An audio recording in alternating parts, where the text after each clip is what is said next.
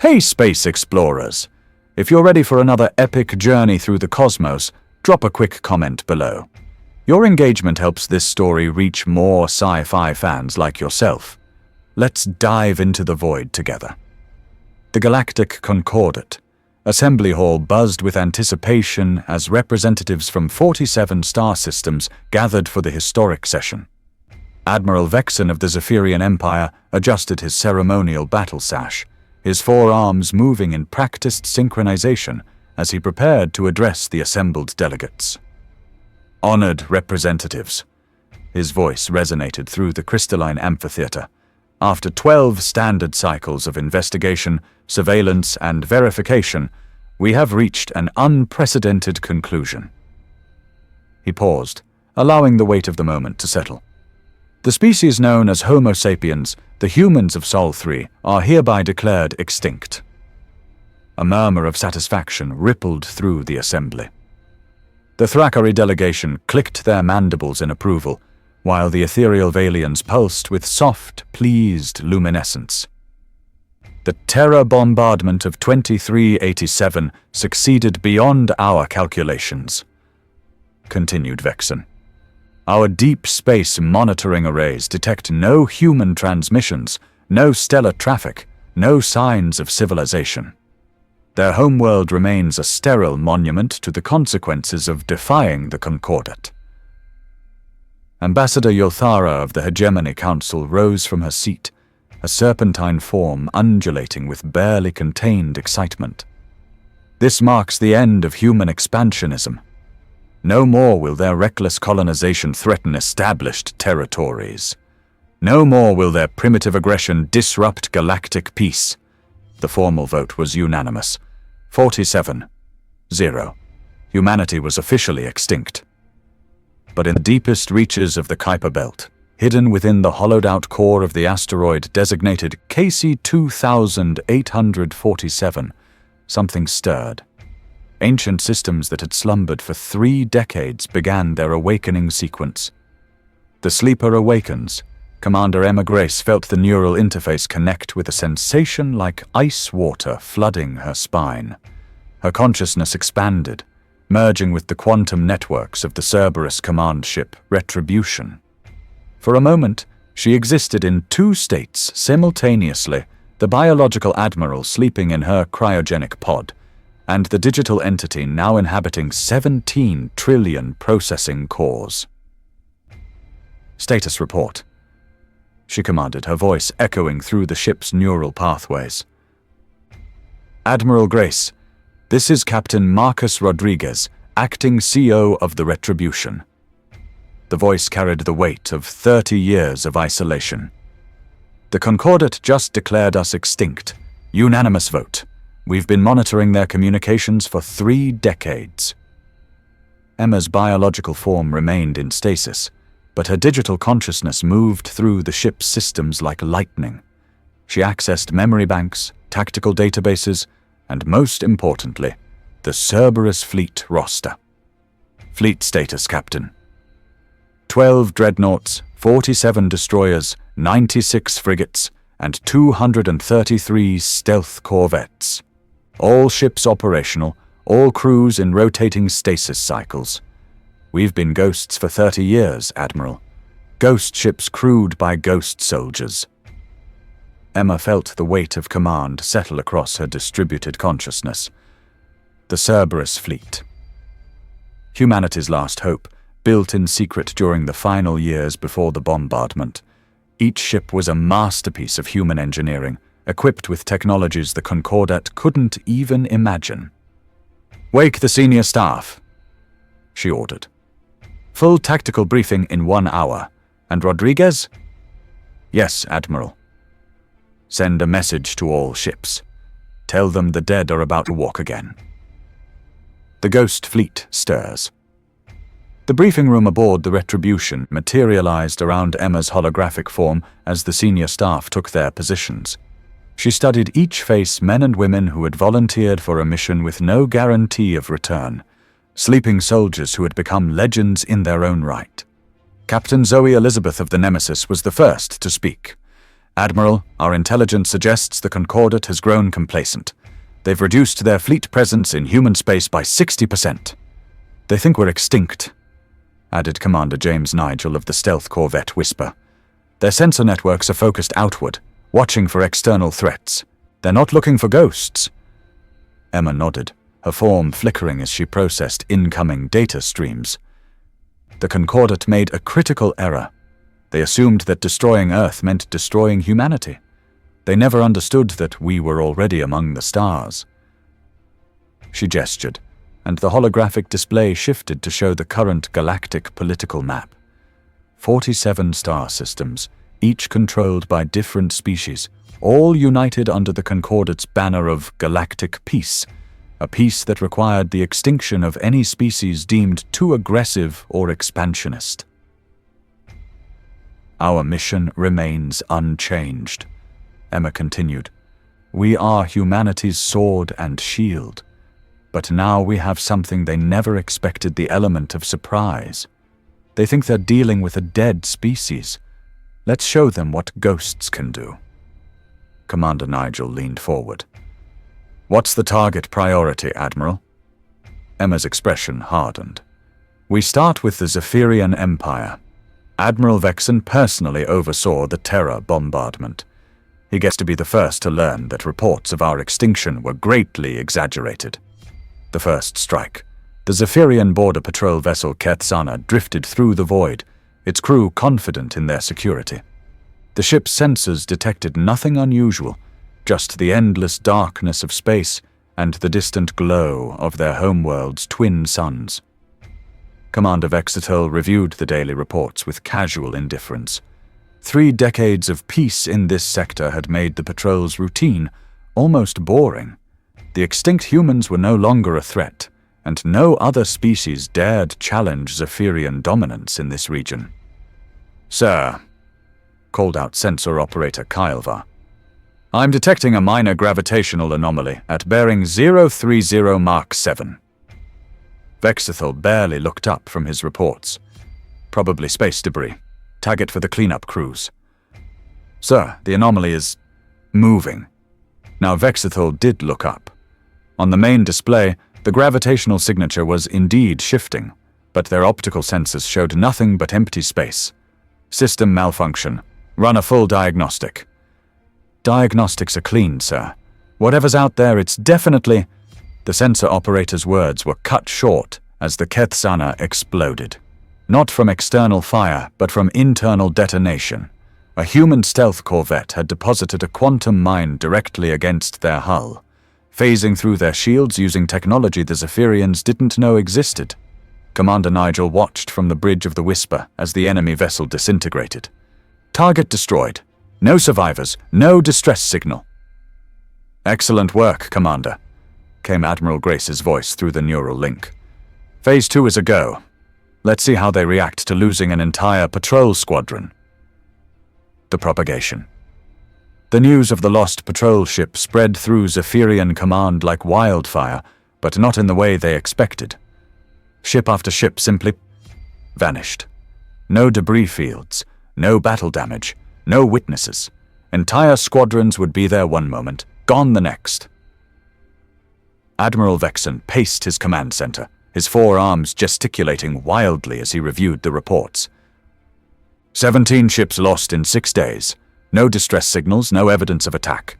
Our ships are simply disappearing. Sir, offered Commander Nilthara, could this be some kind of natural phenomenon? A gravitational anomaly? Or 17 ships don't get consumed by natural phenomena in perfect silence. Vexen snapped. This is warfare, but warfare by an enemy we cannot see or detect.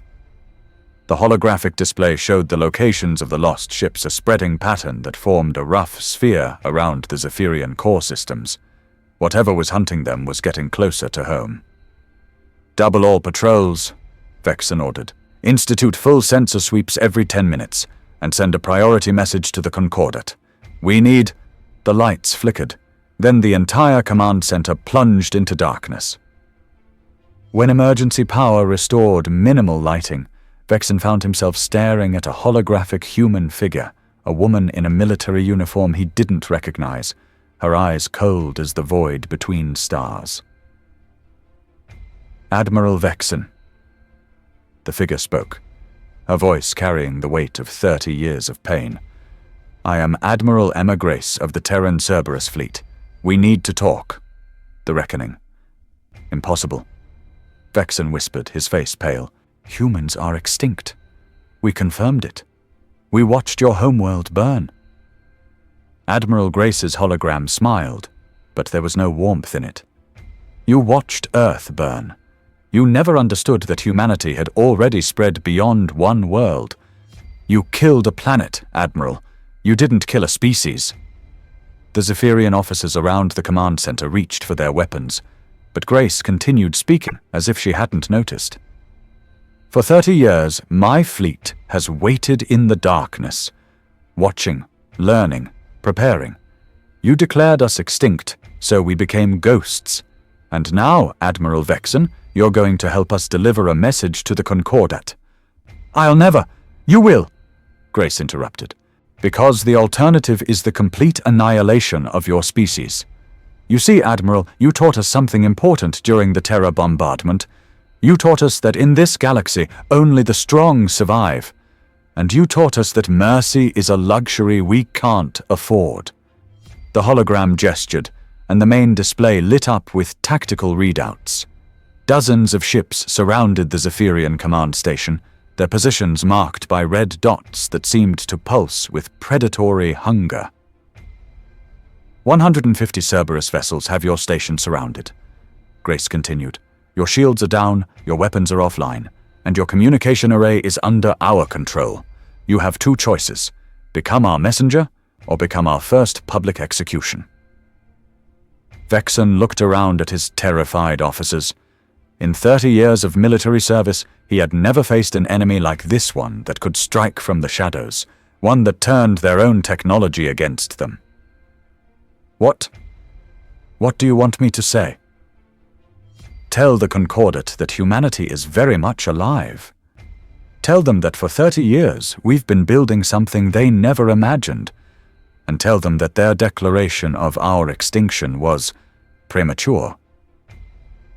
The message. The emergency session of the Galactic Concordat was called within hours of receiving Vexen's transmission. The assembled delegates watched in stunned silence as the proud Zephyrian admiral, clearly under duress, delivered a message that shattered their understanding of reality. "Honored representatives." Vexen's voice was hollow, defeated. "I bring news that will shake the foundations of our Concordat. The species we declared extinct 6 days ago, they are not extinct. They are very much alive, and they are displeased." Ambassador Yulthara rose from her seat, her serpentine form coiling with agitation. "This is impossible. Our deep space monitoring detected no human activity, no transmissions, no stellar traffic." "Because they didn't want us to detect them," Vexen interrupted. "They've been hiding in the darkness for 30 years, building a fleet unlike anything we've ever seen. They call themselves CERBERUS, the Guardians of the Dead, and they've been watching us." The holographic display behind Vexen flickered, and suddenly a new figure appeared. Admiral Grace, her presence filling the assembly hall with an aura of barely contained menace. "Representatives of the Concordat," Grace's voice carried across the chamber. 30 years ago, you decided that humanity was too dangerous to exist. You bombed our homeworld, killed billions of innocent people, and declared us extinct. But you made one critical error. You assumed that destroying Earth meant destroying humanity. The delegates shifted uncomfortably in their seats. Many had never seen a living human before, and Grace's appearance was both familiar and alien, recognizably humanoid, but carrying an intensity that made their primitive instincts scream warnings. "We've spent 3 decades building something you never imagined," Grace continued. "A fleet designed for one purpose: to ensure that humanity never again faces extinction. You wanted us gone, so we became ghosts. You wanted us silent, so we learned to strike without sound. You wanted us extinct, so we became death itself." The Thackeray delegate clicked his mandibles nervously. "What do you want?" "What I want," Grace's image seemed to lean forward, "is very simple. I want you to understand that your actions have consequences. You committed genocide against my species.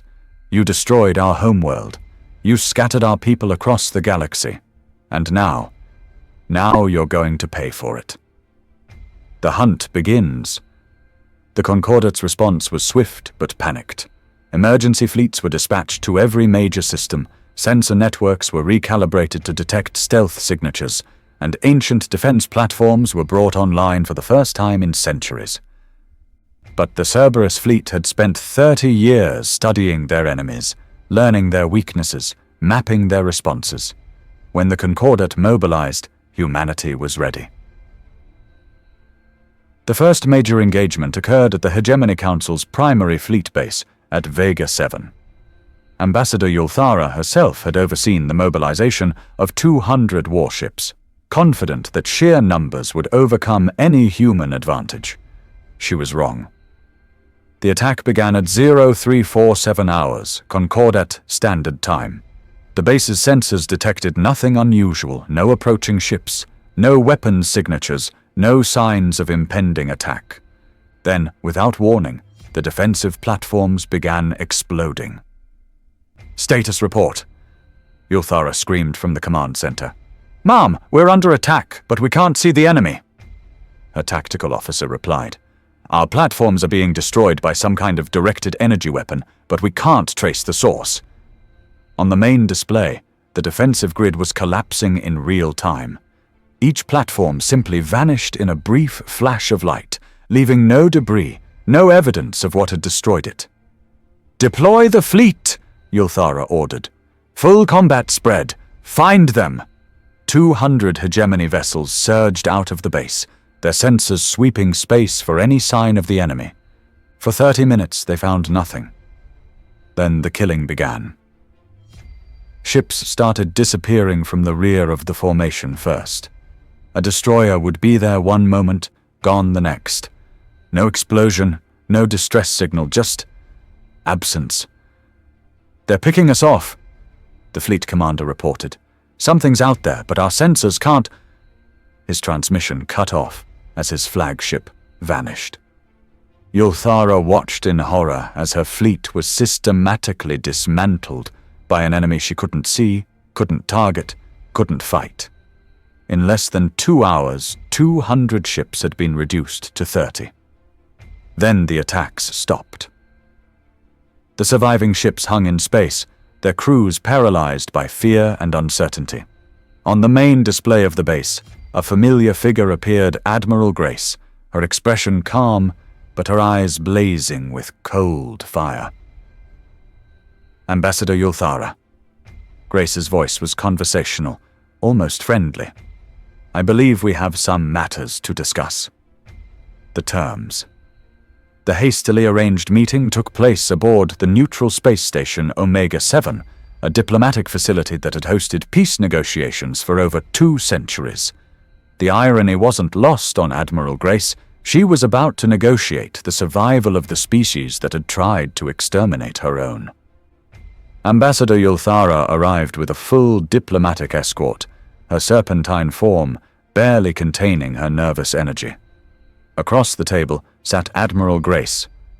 Not a hologram this time, but her actual physical form recently awakened from stasis. "You're smaller than I expected," Yulthara said, trying to maintain some semblance of diplomatic protocol. Grace smiled, but it didn't reach her eyes. "Most predators are. We've learned that size isn't as important as intelligence, preparation, and the willingness to do what's necessary." "What do you want?" Yulthara asked directly. "What I want," Grace replied, "is for you to understand the new reality. For 30 years, you've enjoyed peace because you thought you'd eliminated the only species that posed a threat to your cozy little Concordate. But we were never gone. We were just sleeping." She gestured, and the holographic display showed the current positions of the Cerberus fleet, hundreds of ships positioned throughout Concordate space, invisible to their sensors but perfectly positioned to strike. "Your fleets are impressive," Grace continued, "but they're designed to fight conventional warfare, ship-to-ship combat, massive formations, overwhelming firepower. You've never faced an enemy that could strike from the shadows, that could turn your own technology against you." "You're threatening genocide," Yulthara accused. "No." Grace's voice was cold as vacuum. "I'm offering you a choice. The same choice you offered humanity 30 years ago, surrender or die." The ambassador's scales rippled with emotion. "The Concordate will never surrender to a single species." "The Concordate will surrender to this species," Grace corrected, "because we're not the same humans you tried to exterminate. We're something new, something you created when you forced us to become predators. We're the monsters you made us into." The demonstration. Yulthara returned to the Concordate assembly with Grace's ultimatum, but the delegates were defiant. The combined fleets of 47 star systems, they argued, could overwhelm any human force, no matter how advanced. Admiral Vexen, still shaken from his encounter with the Cerberus fleet, tried to warn them. "You don't understand. Their technology is beyond anything we've seen. They can strike without being detected, disable our systems, turn our own weapons against us." "Impossible," declared the Thrakari delegate. "No single species could develop such capabilities without our knowledge." "They had 30 years, Vexen replied. 30 years to prepare, to plan, to perfect their revenge. And they used every moment of it." The debate continued for hours, but the conclusion was inevitable. The Concordate would not surrender to humanity. They would fight. Admiral Grace received the news aboard the Retribution with grim satisfaction.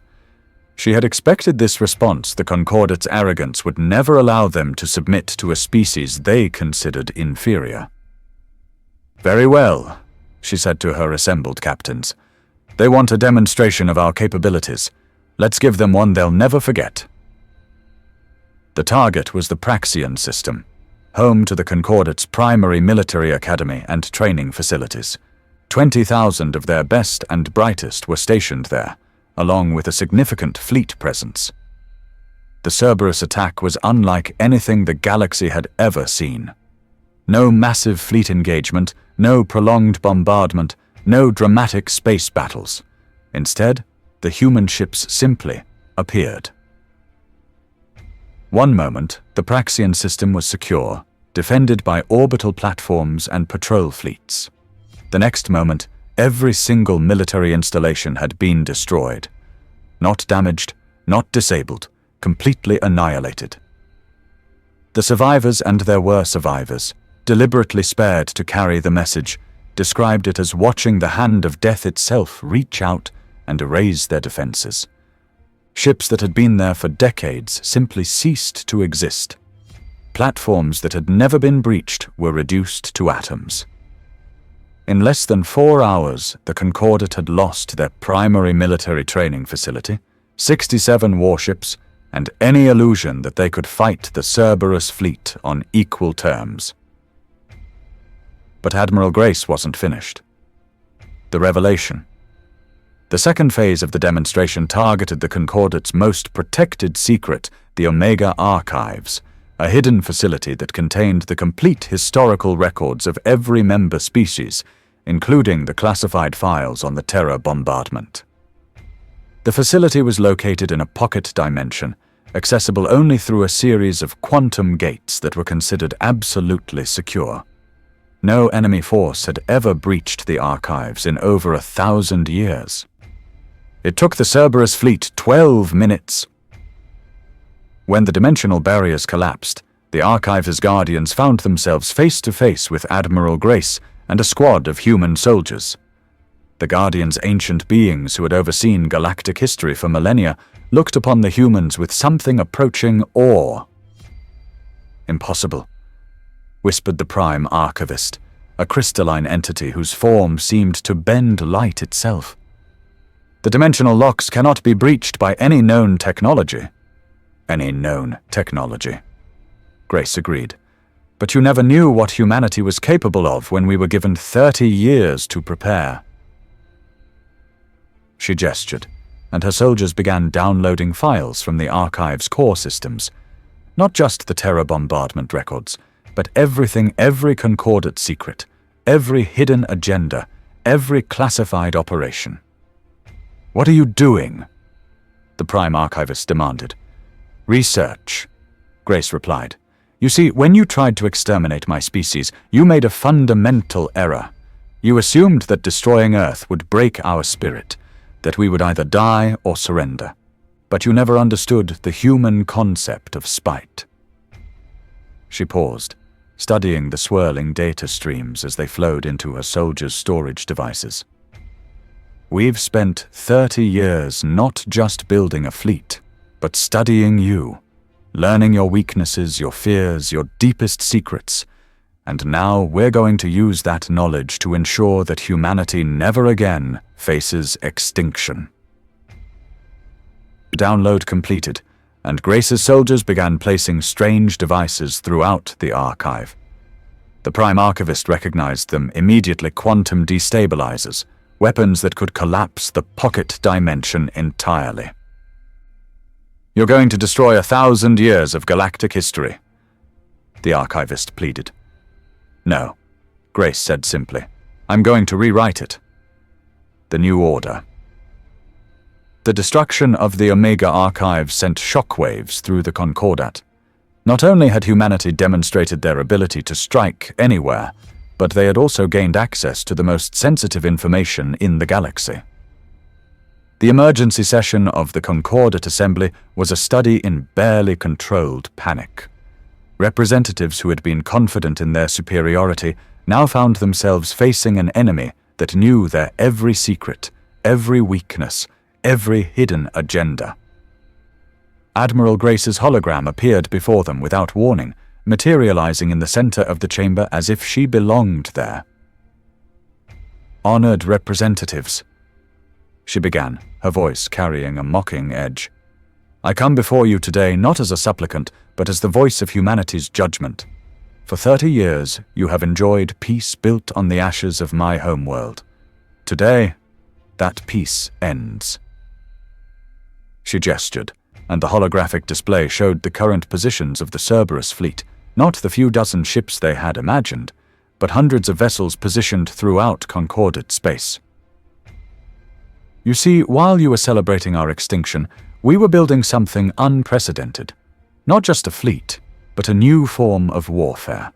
We became the shadows between stars, the whispers in the dark, the fear that keeps you awake at night." Ambassador Yulthara rose from her seat, her voice trembling with rage and fear. "What do you want from us?" "What I want," Grace replied, "is justice. For 30 years you have ruled this galaxy through fear and intimidation. You have decided which species live and which die based on your own prejudices and fears. You appointed yourselves the guardians of galactic peace, but you became its greatest threat." The display changed, showing the classified records from the Omega Archive's dozens of species that had been systematically eliminated or subjugated by the Concordat over the centuries. The Velthari, extinct for refusing to abandon their homeworld. The Scythians, wiped out for developing faster-than-light communication. The Corthans, eliminated for questioning Concordat authority. Humanity is just the latest in a long line of species you've deemed too dangerous to exist. The silence in the chamber was absolute. Many of the delegates had never known the full extent of the Concordat's actions, the systematic elimination of potential threats. "So, here are my terms," Grace continued. "The Concordat is dissolved, effective immediately. Each species will govern itself, free from the fear of extinction for daring to grow beyond your narrow definitions of acceptable behavior. Those who resist will share the fate you intended for humanity." "And if we refuse?" asked the Thrakkeray delegate. Grace's smile was cold as the void. Then you'll discover what extinction really looks like. The choice. The debate that followed was unlike anything in Concordate history. For the first time in centuries, the representatives were forced to confront the reality of their actions, not just against humanity, but against dozens of species over the millennia. Some delegates, like Admiral Vexen, argued for acceptance of Grace's terms. They had seen firsthand what the Cerberus fleet was capable of, and they understood that resistance would only lead to their own extinction. Others, particularly the older species that had founded the Concordate, refused to consider surrender. They had ruled the galaxy for too long to accept the authority of a species they had tried to exterminate. "We outnumber them thousands to one," insisted the Valian representative, their luminescent form pulsing with agitation. "Their technology may be advanced, but they cannot fight the entire galaxy." "They don't need to fight the entire galaxy," Vexen replied. "They just need to eliminate the leadership, and they've already proven they can strike anywhere, anytime, without warning." The debate raged for hours, but Admiral Grace was not waiting for their decision. She had given them a choice, but she had also given them a deadline, 72 hours, to dissolve the Concordate and withdraw all military forces from neutral space. As the clock ticked down, the Cerberus fleet began to move.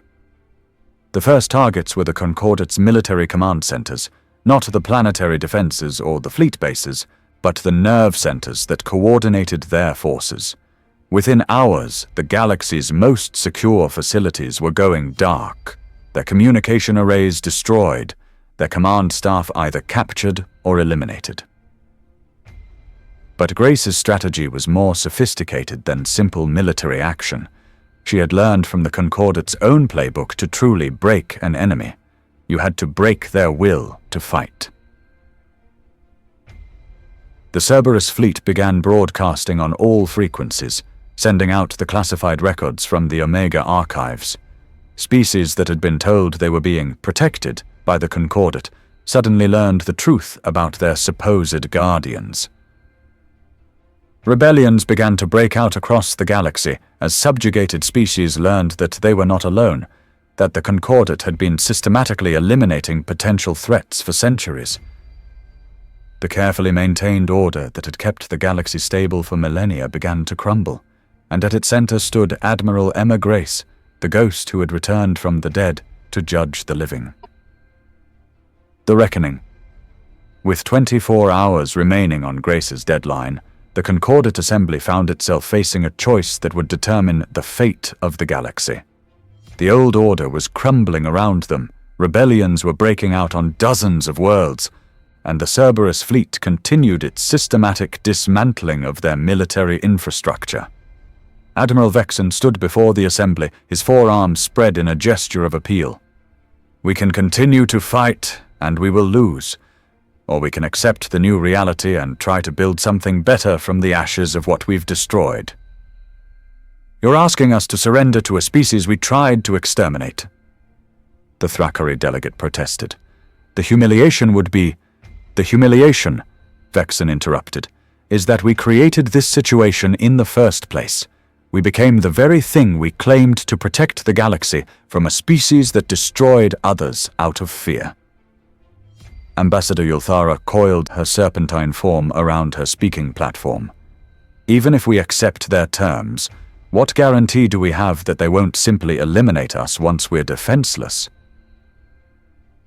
The answer came from an unexpected source, Admiral Grace herself, materializing in the center of the chamber as her hologram had done so many times before.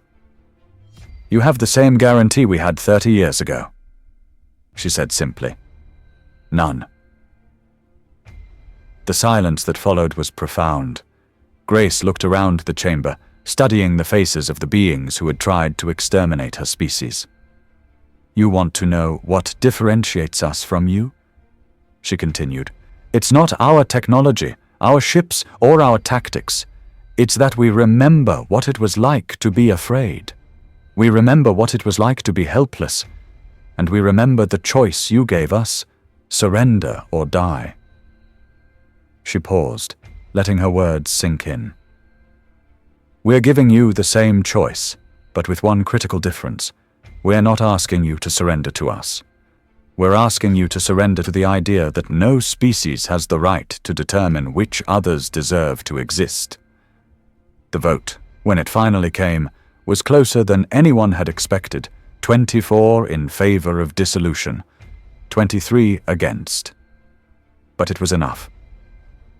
The Galactic Concordat, which had ruled the galaxy for over 1,000 years, officially dissolved at 23:47 Galactic Standard Time. The New Dawn. 6 months after the dissolution of the Concordat, the galaxy was a very different place. The rigid hierarchies that had maintained order for centuries had been replaced by a loose confederation of independent species, each governing their own territories, but bound by a simple agreement, the Terran Accord. The Accord, drafted by Admiral Grace and signed by representatives of over 200 species, contained just one fundamental principle. No species had the right to determine the fate of another. It was enforced by the CERBERUS fleet, which had transitioned from a weapon of revenge to a guardian of galactic freedom. The fleet remained hidden, its ships patrolling the void between stars, ensuring that no new concordat could arise to threaten the independence of galactic civilizations. Admiral Grace stood on the observation deck of the Retribution, watching the stars and reflecting on the path that had brought her here. Behind her, the ship's neural networks hummed with the consciousness of her crew humans who had sacrificed everything to ensure their species' survival. "Admiral," came the voice of Captain Rodriguez. "We're receiving a transmission from the Zephyrian territories. Admiral Vexen wants to speak with you." Grace nodded, unsurprised. Vexen had become an unexpected ally in the months since the Concordat's dissolution, working to help his people adapt to the new reality. The holographic display materialized, showing the Zephyrian admiral in his command center.